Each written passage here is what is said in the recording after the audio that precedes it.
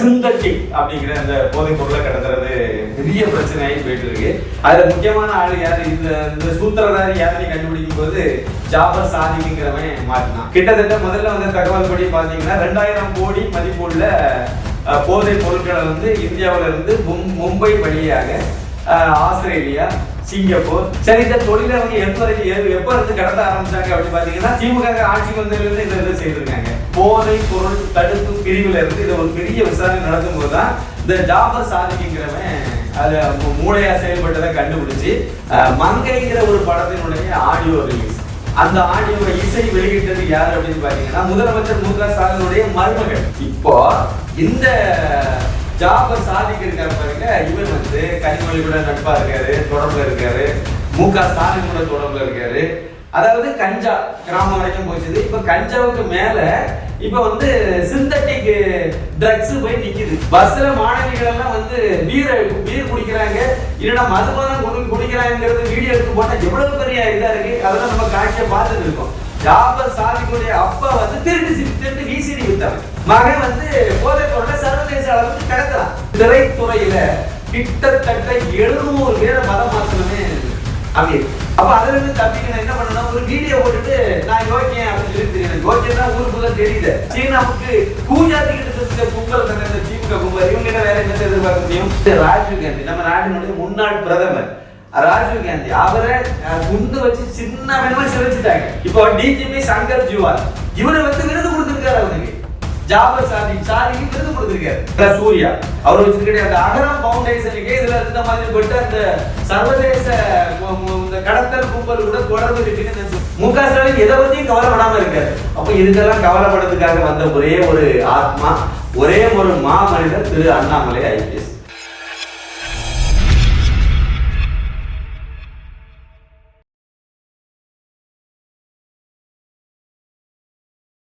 Native plus நெஞ்சங்களுக்கு எனது பணிவான வணக்கம். அதாவது கடந்த சில நாட்களாக, வாரங்களாக நம்ம எடுத்துக்கலாம், இந்திய அளவுல மிகப்பெரிய பிரச்சனை இருக்கக்கூடியது போதைப் பொருள் கடத்தல். அதுவும் குறிப்பாக சிந்தட்டிக் அப்படிங்கிற அந்த போதைப் பொருளை கடத்துறது பெரிய பிரச்சனையாகி போயிட்டு இருக்கு. இதுல 3 பேர் முதல்ல சுருக்கமா சொல்லலாம். முதல்ல ஒரு 3 பேர் பாம்பேல மாட்டினாங்க. அது தமிழர்கள். அவங்க கிட்ட என்கொயரி பண்ணும்போது தான் தெரிஞ்சது தமிழ்நாட்டில் உள்ளதான் மூளையே தமிழ்நாட்டுக்காரன் தான் இதுல அப்படிங்கறது கண்டுபிடிச்சாங்க. அதுல முக்கியமான ஆளு யாரு, இந்த சூத்திரதாரி யாருன்னு கண்டுபிடிக்கும் போது ஜாபர் சாதிக்குங்கிறவன் மாட்டினான். அவன் யாரு அப்படின்னு பார்க்கும்போது திமுகவினுடைய தென் மேற்கு, அதாவது சென்னை மேற்கு மாவட்ட அயலக அணி அமைப்பாளர். முடியுதா? அயலக அணின்னா என்னது? வெளிநாட்டு கூட தொடர்பில் இருக்கக்கூடிய அணி, அதற்கான அணி. அந்த அணியில இவர் ஒரு மாவட்ட அளவுல அவர் அமைப்பாளரா போட்டு வச்சிருக்காங்க திமுகவில். சரி, இந்த ஜாபர் சாதிக்கு எதுக்கு அந்த அணியில போய் இவரு பதவி வாங்கினாரு அப்படின்னு பாத்தீங்கன்னா எல்லாம் காரண காரியத்தோட தான் எல்லாம் செய்திருக்காங்க. என்ன அப்படின்னா, கிட்டத்தட்ட முதல்ல வந்த தகவல் படி பாத்தீங்கன்னா 2000 கோடி மதிப்புள்ள போதைப் பொருட்களை இந்தியாவில இருந்து மும்பை வழியாக ஆஸ்திரேலியா, சிங்கப்பூர், அப்புறம் நியூசிலாந்து, இந்த இது உட்பட பல நாடுகளுக்கு இவங்க தொடர்ந்து கடத்திட்டு இருந்திருக்காங்க. சரி, இந்த தொழிலை எப்ப இருந்து கடத்த ஆரம்பிச்சாங்க அப்படின்னு பாத்தீங்கன்னா திமுக ஆட்சிக்கு வந்ததுல இருந்து இதை செய்திருக்காங்க. இதை அந்த வெளிநாட்டுக்கு ஏற்றுமதி பண்றதுல விஞ்ஞான ரீதியாக டெக்னிக்கலை பயன்படுத்திருக்காங்க.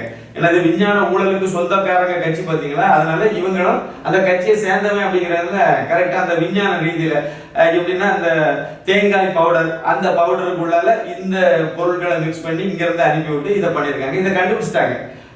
நமக்கு உளவுத்துறை மற்ற துறையெல்லாம் இருக்குல்ல, அதை கண்டுபிடிச்சு போதை பொருள் தடுப்பு பிரிவுல இருந்து இதை ஒரு பெரிய விசாரணை நடத்தும் போதுதான் இந்த ஜாபர் சாதிக்குங்கிறவன் அது மூளையா செயல்பட்டதை கண்டுபிடிச்சு அதுக்கு பிறகு அவனுடைய சகோதரர் யாருன்னு பார்க்கும்போது அவன் முகமது சலீம், அவன் தம்பி, அவன் என்னவா இருக்கான் அப்படின்னு பார்த்தா விடுதலை சிறுத்தைகள் கட்சியில மத்திய சென்னை மண்டல துணை செயலாளர். எப்படி போகுதுன்னு பாருங்க. இதுல இன்னொருத்தர் இவங்களுடைய கூட்டாளியா ஒருத்தர் சேர்ந்திருக்காரு. இந்த 3 பேரை இதுல முக்கிய குற்றவாளியாக இருக்காங்க. இதுல இன்னொரு முக்கியமான விஷயம் என்னன்னா, இந்த ஜாபர் சாதிக்கு அந்த JSM அப்படிங்கிற அந்த சினிமா கம்பெனியை தான் அந்த ஜாபர் சாதிக்கு வச்சிருக்காரு. அந்த கம்பெனி மூலமாக மங்கைங்கிற ஒரு படத்தினுடைய ஆடியோ ரிலீஸ். அந்த ஆடியோ இசை வெளியிட்டது யார் அப்படின்னு பாத்தீங்கன்னா முதலமைச்சர் மு.க. ஸ்டாலினுடைய மருமகள் கிருத்திகா. கிறிஸ்டினா, அவங்க கிருத்திகான்னு வச்சிருக்காங்க. சரி, அந்த கிருத்திகா தான் அதை வெளியிட்டாங்க. அதே மாதிரி இந்த இவர் இன்னொரு படத்தை எடுத்துட்டு இருக்காரு இப்போ அண்டர் ப்ரொடக்ஷன். அது வந்து இறைவன் மிக பெரியவன், இதுதான் படத்தினுடைய டைட்டில். இதுக்கு யார் வந்து டைரக்டர் அப்படின்னு பாத்தீங்கன்னா அமீர். உலகத்துக்கே ஒரு ஆலோசனை சொல்லிட்டு இருப்பார். இந்த ஈர வெங்காயம் அதுக்கு வந்து டைரக்டர். சரி, அதுக்கு கதை யாருன்னு பாத்தீங்கன்னா வெற்றிமாறன். இவங்கெல்லாம் மிகப்பெரிய போராளிகள் பார்த்துருங்க. அதுக்கு இசை யாருன்னு பாத்தீங்கன்னா யுவன் சங்கர் ராஜா. இப்போ இந்த ஜாபர் சாதிக் இருக்காரு பாருங்க, இவர் வந்து கனிமொழி கூட நட்பா இருக்காரு, தொடர்புல இருக்காரு. மு.க. ஸ்டாலின் கூட தொடர்புல இருக்காரு. உதயநிதி அந்த ஓங்கோல் இளவரசர் கூட தொடர்புல இருக்காரு. சேகர் பாபு கூட தொடர்புல இருக்காரு. கமலஹாசன் கூட தொடர்புல இருக்காரு. அது சினிமா பிரபலங்கள்ட்ட எல்லாம் தொடர்புல இருக்காரு. இவர் வந்து இந்த ஜேஎஸ்கே பிலிம் மட்டும் அவர் நடத்தல. ஜாபர் சாதிக்கு வந்து நிறைய நிறுவனங்கள், அதுல வந்து ஒண்ணு வந்து என்னன்னா உணவகங்கள், அந்த பிரியாணி சென்டர் எல்லாம் நிறைய திறந்துருக்காங்க. அதுல வந்து வேப்பேரியில திறந்த இதை வந்து விஜய் சேதுபதி தான் திறந்து வச்சது. அந்த இதுல கலந்துக்கும் போதுதான் அந்த பிசினஸ்ல இவருக்கு தொடர்ந்து அந்த கடையில ஜாபர் சாதிக்கு கூட பார்ட்னரா இருக்கக்கூடியவர் வந்து அமீர் அப்படிங்கறத வெற்றிமாறன் வாயினாலேயே அதை சொல்லியிருக்காரு. சொல்லி இதுல பண்ணிருக்காங்க. போன வருஷம் டிசம்பர் மாசம் 9ஆம் தேதி வளசரவாக்கம் பகுதியில, குறிப்பா அங்க வந்து விருகம்பாக்கத்துல வந்து ஆவின் ஜங்ஷன் ஒண்ணு இருக்கு, அதுக்கு நேர ஆப்போசிட்ல ஒரு பிரியாணி கடை இது திறந்துருக்காங்க. திறந்து வச்சது யாரு அப்படின்னு பாத்தீங்கன்னா அமீர். இதெல்லாம் அவங்க கரெக்டா நெட்வொர்க் வச்சு தான் இது பண்றாங்க. இது வந்து நீண்ட நாள் தொடர்புல அமீர் இதுல பங்கெடுத்திருக்காரு. இப்ப பிரச்சனை என்னன்னா, இந்த போதைப் பொருள் முதல் கட்டமா 3000 கோடி அளவுக்குன்னு சொன்னாங்க. இப்ப பார்த்தா 15,000 கோடி அளவுக்கு போதைப் பொருள் கடத்தப்பட்டதாக இப்போ சொல்லியிருக்காங்க. இங்க இருந்து வெளிநாட்டுக்கு கடத்தலாம் சொல்லிட்டு இருந்தாங்க. இப்ப பார்த்தா இன்னைக்கு வந்து தமிழ்நாட்டுக்குள்ளேயே அந்த போதைப் பொருளை மாட்டிருக்கு. இன்னைக்கு காலையில் உள்ள நிலவரப்படி பொதிகை எக்ஸ்பிரஸ்ல போதைப் பொருளை இந்த சிந்தட்டிக் இதை தான் அங்கேயும் பிடிச்சிருக்காங்க. அப்ப அதுவும் பல எல்லாமே 1000 கோடி 100 கோடி 500 கோடி ரேஞ்சிலேயே எல்லாம் போயிட்டு இருக்கு. அப்போ இங்க இருந்து இவங்க வெளிநாட்டுகளுக்கு ஏற்றுமதி பண்ணாங்க இந்த போதைப் பொருள்ங்கிறது ஒரு பக்கம் இருந்தாலும், தமிழ்நாடு அளவுக்கு எல்லா கிராமத்துக்கும் கொண்டு சேர்த்திருக்காங்கிறத பாருங்க. இதான் வேதனையான விஷயம். என்ன அப்படின்னா, இந்த குக்கிராமங்கள் வரைக்கும் முன்னாடி வந்து ஊர்ல ஏதாவது கள்ளு குடிக்கிறவன் சாராயம் குடிக்கிறவன் ஊருக்கு ஒருத்தர் 2 பேர் தான் இருப்பான். அதுவே அவனுக்கே வந்து ஊர்ல மரியாதை இருக்கு. குடிகார பையன் சொல்லி விடுவாங்க, குடிகாரமே அப்படின்னு சொல்லிடுவாங்க. பையனுக்கு சேர்த்து விடுவாங்க, குடிகாரனுக்கு மகன் தானே நீன்னு சொல்லி விடுவாங்க. அந்த அளவுக்கு இழி செயலாக அதை பார்த்தாங்க. இது வந்து 80கள் 90கள் இப்படி இருந்த இடம் அப்படியே இந்த திராவிடியா மாடல் ஆட்சியில சுத்தமா தரைகளை மாறி போச்சு. அதாவது கஞ்சா கிராமம் வரைக்கும் போச்சுது. இப்ப கஞ்சாவுக்கு மேல இப்ப வந்து சிந்தட்டிக் ட்ரக்ஸ் போய் நிக்குது. அது எங்க? ஸ்கூல் லெவல்லையும் காலேஜ் லெவல்லையும் போய் நிக்குது. தமிழகத்தில் உள்ள பெரும்பாலான மாணவர் தங்கும் விடுதிகள்ல சர்வ சாதாரணமாக இப்ப போதைப் பொருள் புழங்க ஆரம்பிச்சுட்டு, அதை விட சிந்தட்டிக் போதைப் பொருள் வந்து மிகப்பெரிய டேஞ்சரானது. இதுவும் அங்க போயிட்டு, அதை விட மாணவிகள் விடுதியிலையும் போயிட்டு, பஸ்ல மாணவிகள் எல்லாம் வந்து பீர் குடிக்கிறாங்க, இல்லைன்னா மதுபானம் குடிக்கிறாங்கிறது வீடியோ எடுத்து போட்டா எவ்வளவு பெரிய இதா இருக்கு. அதெல்லாம் நம்ம காட்சியை பார்த்துட்டு இருக்கோம். 11ஆம் வகுப்பு மாணவி வந்து திண்டுக்கல் மாவட்டத்துல வந்து பிறந்த நாள் கொண்டாடுது. ஸ்கூல்ல வகுப்பறையில 1 இருந்து 2 மணி வரைக்கும் உள்ள அந்த உணவு இடைவேளையில அது கொண்டாடுது. பீர் பாட்டில ஓபன் பண்ணி கொண்டாடி இருக்கு. எவ்வளவு பெரிய மோசமான நிலைமைக்கு தமிழகத்தை எடுத்துட்டு போகுது இந்த திராவிடிய மாடல் ஆட்சிங்கிறதுக்கு தான் நான் இந்த இதை குறிப்பிட்டு சொன்னேன். இதுல இந்த ஜாபர் சாதிக்குடைய இந்த விஷயத்தை எடுத்து பார்த்தீங்க அப்படின்னா, அந்த ஆளு வந்து அவங்க அப்பா ஜாபர் சாதிக்குடைய அப்பா வந்து திருட்டு விசிடி வித்தவன். அப்ப எங்க ஆரிஜின் எப்படி வருது பாருங்க. அவங்க திருட்டு விசிடி வித்தாரு பாண்டி பஜார் பர்மா பஜார்ல. மகன் வந்து போதைப் பொருளை சர்வதேச அளவுக்கு கடத்தலாம். அப்ப இது அப்பா வந்து அப்பவே வந்து இதெல்லாம் தப்பான தொழில் செய்யக்கூடாதுங்கிறத அவங்க போதிச்சிருந்தாங்கன்னா இவன் செய்திருக்க மாட்டான். இது ஒரு பக்கம் இருக்கட்டும். இப்ப இவனை வந்து பிடிக்கிறதுக்கு போதைப் பொருள் தடுப்பு பிரிவு வந்து முயற்சி பண்ணுது. ஆனா தமிழக போலீஸ்காரங்க வந்து என்ன எங்க இருக்குன்னு தெரியலன்னு சொல்றாங்க. கேலி கூத்தான விஷயமா இல்லையா? அதாவது ஸ்காட்லாந்து யார்டுக்கு நிகரான போலீஸ்காரங்க தமிழக போலீஸ் அப்படிங்கிறது பேர் வாங்கினது. அந்த போலீஸ்காரங்களுக்கு இவன் எங்க இருக்கான்னு கண்டுபிடிக்க முடியாதா? மறைச்சிட்டாங்கன்னு சொல்லலாம். 3 மாடி பில்டிங்ல ஜாபர் சாதிக்கு இருந்த 3 மாடி பில்டிங்க அவன் காலி பண்ணிட்டு அவன் கார்ல எல்லாம் எடுத்து போடுறது வரைக்கும் தெரியாமையா போச்சுது. அவன் எந்த ஏரியாவிலே ஒரு சிசிடிவி கேமரா கூட கிடையாது அந்த தெருவுல. அவன் வீட்லயே நிறைய வச்சிருப்பாங்க. சரி, அதை கூட அவன் ஆஃப் பண்ணிட்டு போயிட்டானே வச்சிருங்க. அது ஒரு பக்கத்துல உள்ளது, தெருவில் உள்ளது, எய்த்த வீடு, பக்கத்து வீடு, இதெல்லாம் அப்ப அந்த தெருவில் உள்ள எல்லாம் சேர்ந்து அவனுக்கு ஒத்துழைச்சாங்களா அப்படின்னா, திமுக வந்து இதுக்கு முழுக்க இதுக்கு ஆதரவா இருக்குங்கிறத இதுல நம்ம புரிஞ்சுக்க வேண்டிய விஷயம். கண் தொடர்புக்கு அவனுடைய பதவியை மட்டும் எடுத்து விட்டாங்க, பதவியில இருந்து நீக்கிட்டாங்க. ஏன் நான் இதை சொல்றேன் அப்படின்னா, இப்ப தமிழகத்துல இப்ப வந்து இந்த போதை தடுப்பு பிரிவு வந்து விசாரணையை துரிதப்படுத்தியிருக்கு. அப்ப சென்னையில நடந்த ஒரு தனியார் கொரியர் நிறுவனத்துல அலுவலகத்துல நடந்த ரைடுக்கு வந்து யாருமே அங்க போய் அந்த போட்டோகிராஃபர் வீடியோ கேமராமேன் எல்லாம் போய் அடிக்கிறாங்கன்னா திமுக காரன். அப்ப சென்னையில வந்து இவங்க ரைடு நடத்தக்கூடாதுன்னு திமுக காரன் நினைக்கிறாங்க. யாரை காப்பாத்துறதுக்காக? போதை பொருள் கடத்தல் கும்பலை காப்பாத்துறதுக்காக. இதுல வந்து இவன் ஒருத்தர் இருக்காரு அமீர். இந்த ஆட்டு புருஷன் ஒரு பேர் அவருக்கு அடைமொழி உண்டு. எதுக்கு தெரியுமா? ஆட்டு புருஷன் அமீர், ஆட்டு புருஷன் அமீர்னு சொல்லிட்டு இருக்காங்க. இந்த ஆள் வந்து ஒரு நாள் தொலைக்காட்சியில நேரடி விவாதத்துல பேசிட்டு இருக்கும்போது ஏதோ ஒரு இடத்துல ஆந்திராவில் நினைக்கிறேன் ஒருத்தன் வந்து ஒரு முஸ்லீம் சமுதாயத்தை சேர்ந்தவன். அந்த இடத்துல நமக்கு அந்த முஸ்லீம் இல்ல, ஒரு பையன் ஒரு ஆட்டு கூட உடலுறவு பண்ணிட்டான். இதுதான் பிரச்சனை. இதை பத்தி ஒரு டிபேட், ஒரு விவாதம் வரும்போது இவன் சொல்றான், அந்த ஆடு வந்து விருப்பப்பட்டோம்னா அது கூட நீங்க உடலுறவு வச்சுக்கலாம்னு சொன்னார் இந்த ஆள். இவன் எல்லாம் ஒரு பெரிய டைரக்டரா வேற இருக்கான். என்ன கணக்குன்னு தெரியல. சரி, என்னையும் ஒழிஞ்சு போறான். இந்த ஆள் வந்து இந்த விஷயம்னா வெளியே வந்து பிரச்சனை பெருசான உடனே, அதாவது இறைவன் மிகப்பெரியவன் அப்படிங்கிற படத்துக்கு மட்டும்தான் நான் டைரக்டர், மற்றபடி எனக்கு எந்த தொடர்பும் இல்லைன்னு சொல்லிட்டு முதலாவது ஒரு அறிக்கை வெளியிட்டு இருந்தான். வெளியிட்டு அதோட காணாம போயிட்டான். தலைமுறை ஆயிட்டு இப்ப அதுக்கு பிறகுதான் வெளியே வந்துச்சு. இவனுக்கு வந்து அவனுடைய அதை ஜாபர் சாதிக்கினுடைய ஓட்டல் தொழில இவனுக்கு பங்கு இருக்கு. பல்வேறு நிறுவனங்கள்ல இவன் தொடர்புல இருக்கான். அவங்க அப்பா திருட்டு வீசிட்டு வித்த காலத்துல இருந்தே அந்த ஃபேமிலியோட அட்டாச்சா இருக்கான். நிறைய விஷயங்கள்ல ஒன்னா இருந்திருக்கான் அப்படிங்கிறது தான் உண்மை. இப்பதான் வெளியே வருது. இது மட்டும் இல்ல, திரைத்துறையில கிட்டத்தட்ட 700 பேரை மதம் மாத்தனமே அமீர். 700 பேருக்கு மேற்பட்டவங்க. இதுதான் அங்க இருந்து வரக்கூடிய தகவல். அதை விட இன்னொரு முக்கியமான விஷயம் என்னன்னா, லவ் ஜிகாத் அப்படிங்கறத அங்கே திருமாத்துறையிலே இம்ப்ளிமெண்ட் பண்ண ஆள் அவன். அதாவது ஒரு உதவி இயக்குனரை, ஒரு வசதியான ஒரு இந்துக்கார வீட்டு பெண்ணை வந்து இந்து பெண்ணை வந்து காதலிக்கிற மாதிரி நடிச்சு அந்த பொண்ணை மயக்கி தூக்கிட்டு போய் கல்யாணம் பண்ணிக்கிட்டாங்க. கல்யாணம் பண்ணி வச்சுட்டான் அந்த உதவி இயக்குனர். இதை பண்ணுற ஆளு அமீர். இத மாதிரி நிறைய நீங்க யுவன் சங்கர் ராஜா மதம் மாறினது, இல்லைன்னா நடிகர் ஜெய் மதம் மாறினது, இதெல்லாம் நோண்டி பாருங்க. அதுக்கு சூத்திரதாரி யாருன்னு பாத்தீங்கன்னா அமீர். இவர் தான். அதாவது சினிமா துறையை மதம் மாற்றுவதற்காக பயன்படுத்தினாலும் அமீர். சரி, இவனுக்கு இதெல்லாம் பைசா எங்க இருந்து வந்துச்சு? இந்த கேள்வி எனக்கு ரொம்ப நல்லாவே உண்டு. என்னடா சினிமா துறையில இவ்வளவு பேர், ஒரு டைரக்டர் ரைட்டு, அதுக்காக வேண்டி அமீர் சீமான் கூட ஒரு டைரக்டர், அவ்வளவுதானே.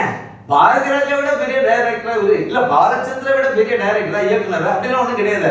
அப்ப எப்படி இவங்க எல்லாம் இவ்வளவு பெரிய விஷயங்கள்லாம் பண்றாங்க, இவ்வளவு இதெல்லாம் எப்படி சாத்தியப்படுது அப்படின்னு பாத்தீங்கன்னா, இவங்களுக்கு பின்புலமா இருந்தது இந்த கடத்தல் கும்பல், போதை பொருள் கும்பல், இந்த நிழல் உலக தாராக்கள். இவங்க தான் சினிமா துறையை ஆட்டி படைச்சாங்க. அது மும்பை சினிமாவா இருந்தாலும் சரிதான், சென்னை தமிழ் சினிமாவா இருந்தாலும் இவங்களுடைய பங்களிப்பு அதிகம். அதாவது இல்லீகல் பிசினஸ் பண்ணவனுடைய பங்களிப்பு அதிகம். அதை வந்து இவங்க மதம் மாற்றதுக்கு இந்த அமீர் மாதிரியான தேச துரோக கும்பல், அது மட்டும் இல்லை, இது ஒரு பயங்கரவாதத்தினுடைய தொடர்புள்ள உள்ள கும்பல். இதெல்லாம் சேர்ந்து இவ்வளவு நேரம் பண்ணுனாங்க. இப்ப அது சிக்கல் வந்த உடனே இன்னைக்கு கூட ஒரு வீடியோ விட்டுட்டு, ஏன்னா இப்ப அந்த போதை பொருள் தடுப்பு பிரிவு போலீஸ்ல இவர் சிக்கினார்னா அதுக்கு அதை கண்டகோலமாயிரும். நல்லா தெரிஞ்சு போச்சு. இனிமே இதுல மாட்டினா அவ்வளவுதான், முடிஞ்சு போச்சு கதை. அப்ப அதுல இருந்து தப்பிக்கணும் என்ன பண்ணணும், ஒரு வீடியோ போட்டுட்டு நான் யோக்கியன் அப்படின்னு சொல்லிட்டு தெரியணும். யோக்கியம் தான் ஊருக்கு தான் தெரியுது, உலகத்துக்கே தெரியல இவங்க என்ன மாதிரியான யோக்கியன் அப்படின்ட்டு. அப்ப காப்பாத்துற இடத்துல இப்ப வந்து திமுக இருக்கு. திமுக வந்து ஒரு பெரிய விஷயம் நடந்தது அவங்களுக்கு தெரியல, அவ்வளவு தூரம் இருக்காங்க. அவங்க சீனாவுக்கு கொத்தடிமை வேலை பார்க்கறது, அதாவது சீனாவுடைய ராக்கெட்டையும் சீனாவுடைய கொடியை கொண்டுமே குலசேகரப்பட்டினத்தில் நடந்த அந்த ISRO நிகழ்வுக்கு போட்ட திமுக விளம்பரத்துல கொண்டு வச்சவங்க இல்ல. சீனாவுக்கு கூஜாத்திக்கிட்டு இருந்த கும்பல் தானே இந்த திமுக கும்பல். இவங்க கிட்ட வேற என்னத்தை எதிர்பார்க்க முடியும்? இவங்களுடைய தோழன் யாருன்னு பாருங்க, அல்வமா பயங்கரவாதி. யாரு? கோயம்புத்தூர் குண்டுவெடிப்பு வச்சு ஒரு 58 பேர் செத்தாங்க, ஒரு 240 பேர் காயப்பட்டாங்க. இன்னைக்கு வரைக்கும் உடல் ஊனமுட்டவனா இருக்காங்க. அந்த இதுக்கு சூத்திரதாரியா இருந்த அந்த அல்வமா பாஷாவை காப்பாத்துறதுக்கு தான் இவங்க முயற்சி பண்றாங்க. அவரை வந்து சட்டசபையில தீர்மானம் நிறைவேற்றி அவரை வந்து விடுவிக்கணும் அப்படிங்கிறது போராடுறாங்க. இப்ப கூட வெளியே தான் இருக்காரு, 100 நாள் ஜாமீன்ல இருக்காரு. அதுல கூட ஒரு பெரிய இது பாருங்க, அதெல்லாம் நம்ம பார்க்கும்போது நமக்கு ஒரு வேதனையா இருக்கு. என்ன அப்படின்னா, அந்த ஆளு வந்து மிகப்பெரிய பயங்கரவாதி. ஏன் அப்படின்னா, அல்வமாங்கிற அமைப்பை தொடங்கி 92ல தொடங்கிட்டு 93லயே RSS அலுவலகத்துல குண்டு வச்சு ஒரு 11 பேரை கொன்னாங்க. இவரை 97 விடுதலை பண்ணாரு கருணாநிதி. அவருடைய ஆட்சி காலத்துல விடுதலை பண்ணாங்க. விளைவு என்ன ஆச்சு? 98ல கோயம்புத்தூர்ல 98 பிப்ரவரி 14 கோயம்புத்தூரை சுடுகாட மாத்திட்டு இருந்தாரு. இப்படிப்பட்டவங்க தான் இப்ப வந்து ஜாமீன்ல விடணும், விடுதலை பண்ணணும்னு சொல்றாங்க. இவங்க ஒரு தொடர் குற்றவாளி. இது வந்து ஒரு ஒரு ஏதோ ஒரு தப்பு செய்யறதுல கோபத்துல ஒருத்தனை பிடிச்சு ஒருத்தன் வெட்டிட்டான், அதனால இவனுக்கு மன்னிப்பு கொடுத்து அவன் திருந்திட்டான்னு சொல்றது இவன் எப்படி திருந்துவான்? பாஷா எப்படிங்க திருந்துவான்? அவன் ஒரு பெரிய கொடூரமான பயங்கரவாதி. ஆனா அவனை வந்து அது வந்து முஸ்லீம் சிறைவாசிகள், அதாவது குண்டு வைக்கும் போது நீ முஸ்லீம் பயங்கரவாதி சொல்லக்கூடாதுன்னு சொன்ன இந்த நாதாரிகள் தான் இப்ப அவனை விடுதலை விடுவிக்கணும்னு சொல்லும் போது முஸ்லீம் சிறைவாசிகளா? அப்ப முஸ்லீம் பயங்கரவாதிகள் ஏத்துக்குங்க. முஸ்லீம் பயங்கரவாதிகள் சொல்லக்கூடாதுன்னு நீங்க தான் சொல்றீங்க. பயங்கரவாதத்துக்கு ஜாதி கிடையாது மதம் கிடையாதுங்கிறத சொல்றீங்க, நானும் ஒத்துக்கிறேன். அப்புறம் விடுதலை பண்ணும்போது மட்டும் அந்த பயங்கரவாதிக்கு எப்படி முத்திர குத்துறீங்க முஸ்லீம் சொல்லிட்டு? இதுதான் எங்களுடைய சித்தாந்தம். இந்த திராவிடிய மாடல் சித்தாந்தம் இப்படிதான் வேலை செய்யும். அப்புறம் வந்து ராஜீவ் காந்தி, நம்ம நாட்டினுடைய முன்னாள் பிரதமர் ராஜீவ் காந்தி, அவரை குண்டு வச்சு சின்ன வேணுமா சிதைச்சிட்டாங்க. அந்த குற்றவாளி, அந்த பயங்கரவாதி, அதுல சம்பந்தப்பட்டவன், குற்றம் அனுபவிச்சுட்டு இருந்தவன் குற்றவாளின்னு தீர்ப்பு சொல்லப்பட்ட பிறகு அவனை போய் விடுதலை பண்றதுக்கு போராடி விடுதலை பண்ணிட்டாங்க. பண்ணி வெளியே கொண்டு வந்து அவரு கூட போய் தோளோட தோல் போட்டு அவர் காபி சாப்பிட்டுட்டு வந்த ஆளுங்க மு.க. ஸ்டாலின் முதலமைச்சர். இப்படிப்பட்ட ஒரு கேடுகட்ட முதலமைச்சர் ஜாபர் சாதிக்கு வந்து நேர்மையா அவருக்கு மேல நடவடிக்கை எடுக்கணும், அவருக்கு பிடிச்சு கொடுங்கன்னு அவர் எப்படி எதிர்பார்க்க முடியும்? காப்பாற்றதான் செய்வாங்க. இவங்களுக்கு தான் தோழர்கள் வந்து குண்டு வைக்கிறவன், அப்புறம் கொலை செய்தவன், முன்னாள் பிரதமரை கொலை செய்தவன், இவங்க தானே தோழரா இருக்காங்க. இப்போ பயங்கரவாதி. இன்னொரு முக்கியமான விஷயம், 15,000 கோடி அளவுக்கு இது போதைப் பொருள் கடத்தல் நடந்திருக்கு அப்படின்னா இதுல 2 விஷயம் டேஞ்சரான விஷயத்தை நம்ம கவனத்தில் எடுத்துக்கணும். ஒண்ணு, 15,000 கோடியில எவ்வளவு ரூபாய் திமுக கொடுத்தாங்க, அந்த ஆளு கொடுத்தான் எவ்வளவு ரூபாய், ஏன்னா அவன் அள்ளி வீசிருக்கான். திமுகவினுடைய எல்லா நிகழ்ச்சிக்கும் பணம் சப்ளை, வெப்பன் சப்ளையர் மாதிரி பணம் சப்ளையரா இருந்திருக்கா சென்னை மாநகருக்குள்ளார. அப்படின்னா அவருடைய பணத்தை இவங்க வாங்கி நல்லா பயன்படுத்துறாங்கன்னு அப்ப தெரியாதா? இப்போ டிஜிபி சங்கர் ஜிவால் இவரை வந்து விருது கொடுத்திருக்காரு, அவனுக்கு ஜாபர் சாதிக்கு விருது கொடுத்திருக்காரு. அந்த சங்கர் ஜிவாலுக்கு தெரியாதா? இவர் வந்து இன்னும் சொல்ல போனா இந்த போதைப் பொருள் தடுப்பு பிரிவுல தென்னிந்தியாவுக்கே அதிகாரியெல்லாம் வேலை பார்த்தவர் சங்கர் ஜிவால். அவருக்கு எப்படி தெரியாது? ஒரு போதைப் பொருள் இதுல மூமெண்ட்ஸ் சரி ஒண்ணு இல்லைங்க. இவங்க அப்பா ஜாபர் சாதி கூட அப்பா யாரு? திருட்டு விசிடி வித்தவன், பல கேஸுகள் அவருக்கு மேல இருக்கு. அவருடைய திருட்டு விசிடி வித்தவனுக்கு வந்து 3 மாடி பில்டிங், அப்புறம் இவ்வளவு கடைகள், இவ்வளவு பெரிய சினிமா கம்பெனி எல்லாம் ஆரம்பிச்சு தயாரிக்கலாம் செய்யலாம் படம். அப்படின்னா அதுக்கு பணம் எங்க இருந்து வருது அவங்க யோசிக்க மாட்டாங்களா? போலீஸ்காரங்க யோசிக்க மாட்டாங்களா? ஏதோ உள்ளால ஏதோ தப்பு இருக்குங்க. நமக்கு இதுல புரியுது இந்த இடத்துல. இதே மாதிரி தான் சூர்யா, ஜோதிகா, இவங்க எதுக்கு பாம்பேக்கு போனாங்க? என்னுடைய குற்றச்சாட்டு, என்னுடைய சந்தேகம். பாம்பேக்கு எதுக்கு போனாங்க? மகனுக்கு வந்து அதாவது பிள்ளைகளுக்கு வந்து நல்ல கல்வி எங்க படிக்கிறதுக்கு அங்கதான் வசதியா இருக்குன்னு போனாங்க. இதை நீங்க ஏத்துக்கிறீங்களா? சென்னையை விட பாம்பேல தரமான கல்வி இருக்குன்னு நீங்க ஏத்துக்கிட்டீங்கன்னா தமிழ்நாட்டுல கல்வி சரியில்லைன்னு அர்த்தம், சரியா? இல்ல இந்தி வழியில தான் அங்க படிக்கணும், இந்தி வழியில இங்கே நீ படிக்கலாமே, சரிதானே? அப்ப எதுக்கு அங்க போனாங்க? இது இல்ல அவர் வச்சிருக்கிற அந்த அகரம் பவுண்டேஷனுக்கு இதுல இந்த மாதிரி போட்டு அந்த சர்வதேச இந்த கடத்தல் கும்பல் கூட தொடர்பு இருக்குன்னு நான் சொல்லுவேன். ஏன்னா அந்த அகரம் பவுண்டேஷனுக்கு வந்த பணங்கள் பெரும்பாலும் அரபு நாட்டுல இருந்து வந்திருக்கு. அது அப்படியே கோர்த்து பாருங்க, இந்த புள்ளியெல்லாம் இணைச்சு பாருங்க, எங்கேயோ தப்பு நடக்குது. அதுக்காக வேண்டிய சூர்யா பாம்பேக்கு போயிருக்காருங்கிற மாதிரி தான் சொல்றாங்க. இது விசாரிக்கப்பட வேண்டிய ஒரு விஷயம். கண்டிப்பாக சூர்யாவை இதில் விசாரிக்கணும், வெற்றிமாறனை விசாரிக்கணும், அமீரை விசாரிக்கணும், விஜய் சேதுபதி விசாரிக்கணும், இந்த ஜாபர் சாதிக்குள்ள தொடர்புல இருந்த சேகர் பாபு முதற்கொண்டு இவங்க எல்லாத்தையும் நீங்க கடைஞ்சி எடுத்தீங்கன்னா தான் எவ்வளவு பணத்தை இவங்க வந்து இந்த போதைப் பொருள் கடத்தல் மூலமாக வந்த பணத்துல எவ்வளவு இவங்க பங்கு வாங்கியிருக்காங்கிறது வெளியே தெரியும். அது மட்டும் இல்ல, தமிழ்நாடு முழுக்க அடுத்த 3 தலைமுறையை தொடர்ந்து நாசம் பண்ணிட்டாங்க. சாராயத்தை ஊத்தி நாசம் பண்ணாங்க. இப்போ அடுத்த தலைமுறையை சிந்தட்டிக் ட்ரக்ஸ் மூலமா டேமேஜ் பண்றாங்க, காலி பண்றாங்க. அது எதுவுமே செயல்படாது. சாராயம் குடிச்சாலும் கொஞ்சம் மிச்சம் மீதி இருக்கும் உடம்புல, கண்ணு குடிச்சானா இன்னும் கொஞ்சம் அதிகமா இருக்குன்னு தெம்புன்னு வச்சுக்கலாம். ஆனா நீங்க இது எல்லாமே இல்லாம சிந்தட்டிக், இப்போ கஞ்சா அடிச்சவனே விளங்க மாட்டான். இப்போ கஞ்சா அடிச்சவனே விளங்க மாட்டான்னு சொன்னா சிந்தட்டிக் ட்ரக்ஸை பயன்படுத்தவன் எப்படி விளங்குவான்? சுத்தம் அவுட், வாஸ் அவுட். அதைத்தான் இந்த அரசாங்கம் செய்துட்டு இருக்கு. இவங்க வந்து குட்காங்கிற போதை அந்த பாக்கு வகையை பயன்படுத்துறது தப்புன்னு சொல்லி சட்டசபையில தூக்கி கொண்டு காணிச்சாங்க. தடை செய்யப்பட்ட பொருளை சட்டசபையில கொண்டு போய் வெளிப்படையாக கொண்டு வந்து மு.க. ஸ்டாலின். இன்னைக்கு சிந்தட்டிக்ஸ் வந்து தமிழ்நாடு முழுக்க இன்னைக்கு காலையில் சொன்னோம்னா பொதிகை எக்ஸ்பிரஸ்ல இருந்தே பிடிச்சிருக்காங்க. இவ்வளவு தூரம் அங்க அறக்க பிறக்க தமிழ்நாடு முழுக்க போயிட்டு இருக்கு. ஆனா இவங்க அதை பத்தி கவலையே படலையே. மு.க. ஸ்டாலின் எதை பத்தியும் கவலைப்படாம இருக்காரு. அப்ப இதுக்கெல்லாம் கவலைப்படுறதுக்காக வந்த ஒரே ஒரு ஆத்மா, ஒரே ஒரு மாமனிதர் திரு அண்ணாமலை ஐபிஎஸ். அவர் வந்து நேற்றைக்கு வந்து ஒரு ஏற்கனவே இந்த பிரச்சனையை வந்து இங்க உள்ள மீடியாக்கள் எல்லாரும் இழுத்து மூடி வச்சிருந்தாங்க.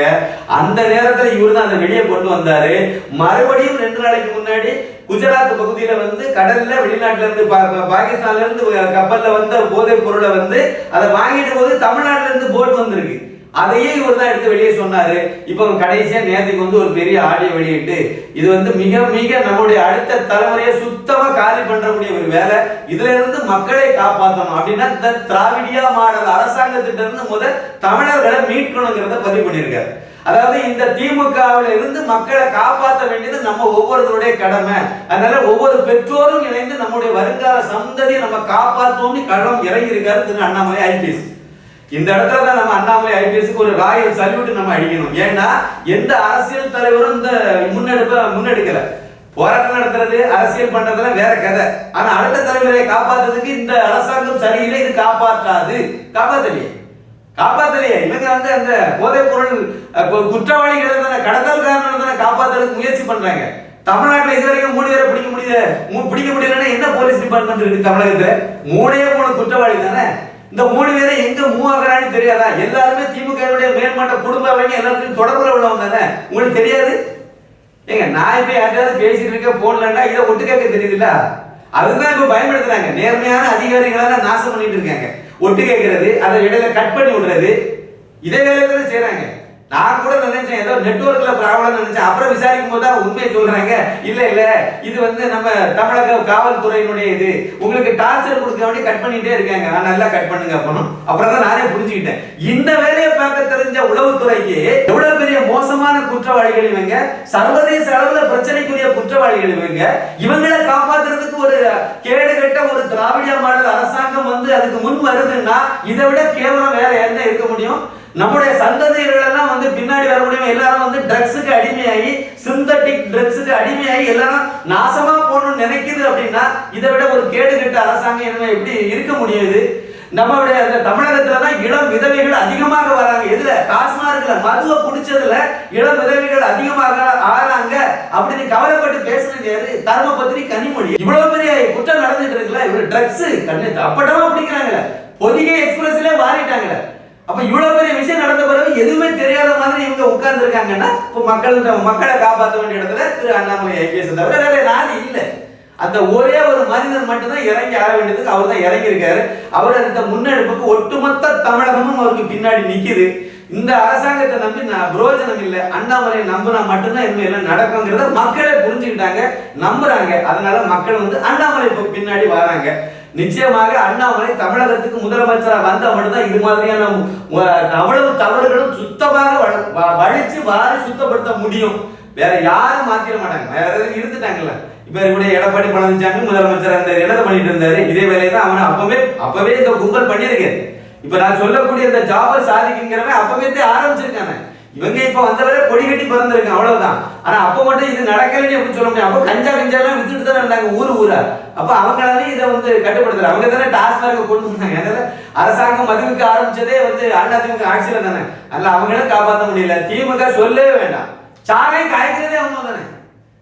டிஆர் பாலு எத்தனை சாராய ஆலை இருக்குன்னு கேளுங்க. ஜெகத் ரட்சகன் எத்தனை சாராய ஆலை இருக்குன்னு சொல்லி கேளுங்க. இந்த ஜெஸ்ஸன் ஜேடி சாராய ஆலை இருக்குல்ல, அது வந்து யாருடைய இதுன்னு கேளுங்க. கனிமொழி கையில பங்கு இருக்கா இல்லைன்னு கேளுங்க. எவ்வளவு பெரிய சாராய தமிழகத்துல உள்ள அனைத்து சாராய ஆலைகளும் எடுத்து பாத்தீங்கன்னா மிடாஸ்ங்கிறத தவிர பாக்கி எல்லாமே திமுக காரனுடைய தான். ஒரே ஒரு ஆலை திருமணச்சி பக்கத்துல இருக்கக்கூடிய சாராய ஆலை மட்டும் வயலார் ரவி அவருடைய பினாமியா சொந்தக்காரனுக்கு இருக்கு, அவ்வளவுதான் எனக்கு தெரிஞ்ச தகவல். பாக்கி அத்தனை சாராய ஆலையும் வந்து இது திமுக காரங்க தான் நடத்திட்டு இருக்காங்க. எப்படி மூடுவாங்க? எப்படி மது விலக்கு அமல்படுத்துவாங்க? டாஸ்மார்க் எப்படி க்ளோஸ் பண்ணுவாங்க? இவங்க டாஸ்மார்க் க்ளோஸ் பண்ணா மக்களை காப்பாத்துறதை விட இவங்களுக்கு தர வருமானம் பாதிப்புக்குள்ளாது. இவங்க எல்லாம் தான் மக்கள் சேவகன்னு சொல்றாங்க, மக்கள் தொண்டைன்னு சொல்றாங்க. இதைத்தான் திரு அண்ணாமலை ஐபிஎஸ் மக்கள் மன்றத்தில் எடுத்து வைக்கிறார். இந்த சாராயத்தை குடிக்கிறத விட, கஞ்சாவை அடிக்கிறத விட, பயன்படுத்துறதை விட இந்த சிந்தட்டிக் ட்ரக்ஸ் வந்து ரொம்ப ரொம்ப டேஞ்சரானது. அதில் உழுதுனா அதோட கதை முடிஞ்சது அப்படிங்கிறத புரிஞ்சுக்கிட்டு தான் ஒரு காவல்துறை அதிகாரியாக இருந்து இதெல்லாம் முழுக்க தெரிஞ்சதுனால தான் திரு அண்ணாமலை ஐபிஎஸ் வந்து இப்போ அதை முன்னெடுத்து ஒரு இயக்கமா மாற்றி மக்கள் பங்களிப்போட ஒவ்வொரு கல்லூரி லெவல்லையும் ஒவ்வொரு பள்ளிகள் லெவல்லையும் இதை சுத்தமா இல்லாத அளவுக்கு நம்ம பண்ணுவோம் அப்படின்னு முன்னெடுத்திருக்காரு. வரவேற்கப்பட வேண்டிய விஷயம். அண்ணாமலையினால் மட்டும்தான் தமிழகத்தில் ஒரு அரசியல் மாற்றம் நிகழும். மீண்டும் ஒரு காமராஜர் ஆட்சி மலரும் அப்படிங்கிறது தான் என்னுடைய கருத்து. நன்றி, வணக்கம்.